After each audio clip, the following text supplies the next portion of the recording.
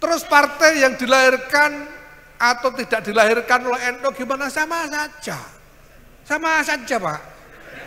Karena di semua partai itu sebetulnya ada keterlibatan NU.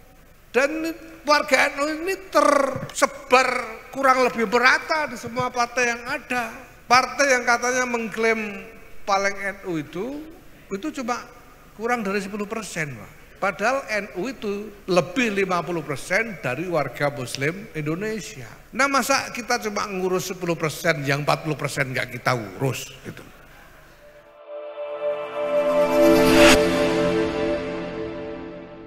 Ini yang pertama. Kemudian soal parpol dilahirkan NU ini ya, ini tadi betul Gus Sekjen tadi. Ini yang bingung warga apa yang nanya gitu. Atau pengurusnya. Sebetulnya ya, kalau kita ini mau baca saja keputusan-keputusan muktamar itu, enggak akan ada orang bingung. Jelas kok keputusan muktamarnya kok. Jangan baca itu rumusan tentang Khithah Nahdiyah hasil muktamar ke-27 1984 di situ Pondok. Jangan baca itu keputusan 9 pokok pedoman berpolitik bagi warga Nahdlatul Ulama.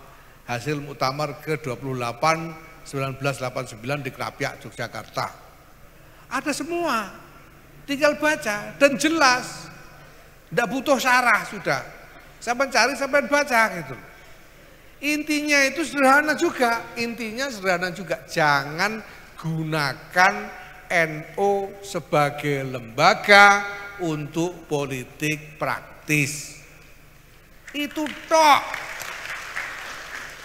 Sampeyan itu mau kampanye partai apapun namanya, asal tidak pakai lembaga, tidak masalah. Kemarin itu kita beberapa cabang kita tegur karena bikin kegiatan politik praktis di kantor PC. Mbok ya cerdas dikit. Masa di kantor PC kayak nggak ada tempat lain gitu loh.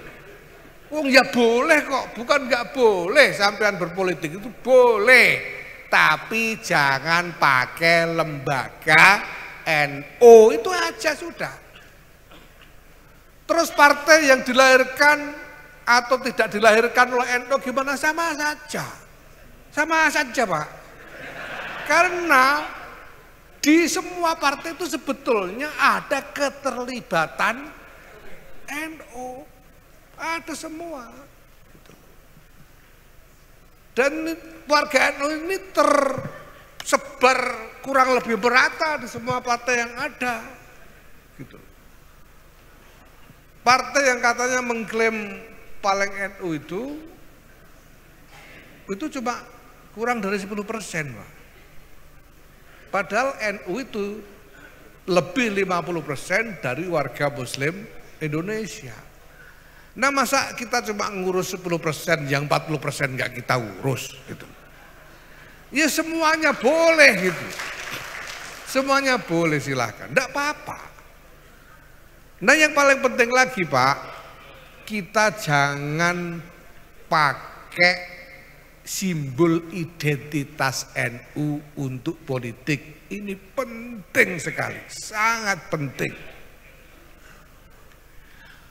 Supaya apa? Jangan sampai warga NU ini merasa yang bukan NU di Indonesia ini sebagai lawan. Tidak ada lawan bagi NU ini, yang ada adalah saudara. Karena kalau ini kita turuti, kita biarkan Pak, itu sudah ada contoh-contohnya. India itu ada organisasi namanya RSS. Kepanjangannya susah banget itu, bahasa India, susah dihafalkan. Ini adalah organisasi Hindu. Organisasi Hindu. Dan kemudian dia membentuk partai politik namanya BJP, singkatan dari Bharatiya Janata Party, kalau ini agak gampang. Di BJP ini partai Hindu yang didirikan oleh RSS. Kemudian BCP ini kampanye atas nama Hindu terus. Kampanye atas nama Hindu karena India memang mayoritas Hindu. Apa akibatnya? Ya menang terus sekarang BJP itu. Tapi yang terjadi, warga Hindu di India melihat yang bukan Hindu sebagai musuh. Yang didiskriminasi, dipersekusi, bahkan dianiaya sehari-hari. Tidak ada hari di India kecuali ada penganiayaan kepada minoritas oleh mayoritas Hindu. Jangan sampai NU ini memicu keadaan seperti itu, jangan sampai. Wal iyadzubillah summal iyadzubillah. Loh itu kan Hindu, kita kan Islam. Siapa bilang Islam tidak bisa begitu? Lihat Nigeria. Nigeria juga sama. Padahal muslimnya itu cuma sekitar 65%. Tapi dipakai untuk politik habis-habisan. Akibatnya warga yang muslim sampai ada gerakan mengharamkan semua yang berbau barat, itu yang menyebut dirinya Boko Haram. Barat itu haram. Sehingga Kristen haram, apa-apa haram. Dan Nigeria terjadi penganiayaan harian setiap hari. Bukan cuma dianiaya, dibunuh, diculik, diperdagangkan minoritas di Nigeria ini oleh mayoritas muslim. Jangan sampai kita memicu yang sama di Indonesia ini. Hanya cuma milik keuntungan mendapatkan jabatan-jabatan di dalam politik di Indonesia ini. Wal iyadzubillah summal iyadzubillah. Saya bilang sama teman-teman, lo kita ini lo ikut-ikutan rebutan jadi presiden nyari apa? Wong kita tidak punya perusahaan yang butuh perlindungan pemerintah juga gak ada. Yang paling top itu perusahaan Wong Solo punyanya Ki Anwar. Enggak sampai konglomerasi besar yang tidak ada kepentingan kita terhadap politik Indonesia selain keselamatan bangsa dan negara. Nah kemudian soal menempel kemuliaannya ini, menempel kemuliaannya NU, menempel pada kemuliaan. Kenapa saya tidak khawatir? Karena saya yakin, hakul yakin bahwa NU punya nasib mulia. Dan karena kita menempel kepada NU, maka nasib kita pasti nasib mulia, insya Allah. Mulianya dunia atau akhirat ya terserah Allah Subhanahu wa Ta'ala, gitu saja sudah. Pokoknya mulia. Gitu. Kita nempel kok.